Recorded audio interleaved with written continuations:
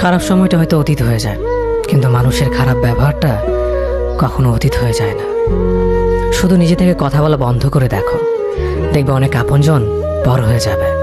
আসলে কেউ আপন হয় না। যারা তোমার ক্ষতি চায় তাদের আঘাত করবে না, তাদের সামনে একটু হাসি মুখে বাঁচবে। দেখবে তুমি আঘাত করলে যা কষ্ট পেত, ওরা তার থেকেও বেশি কষ্ট পাবে। যত মিশবে ততই মানুষ চিনবে, অভিনয় যে কত প্রকার হয় তা বুঝতে পারবে। সবাইকে তোমার সত্যতা জানানোর দরকার নেই, যে যা ভাবে তা নিয়ে সমালোচনা করতে দাও। বেঈমান মানুষগুলো কখনো অপরিচিত মানুষ হয় না, খুব কাছের মানুষগুলোই বেঈমান হয়। মানুষ চেনা শুরু করলে এমনিতেই বন্ধুর সংখ্যা কমে যাবে, এটাই বাস্তব। 3টি কথা মনে রাখবেন: যে তোমাকে সাহায্য করে তাকে কখনো ভুলে যেও না, যে তোমাকে ভালোবাসে তাকে কখনো ঘৃণা করো না, যে তোমাকে বিশ্বাস করে তাকে কখনো ঠকিও না।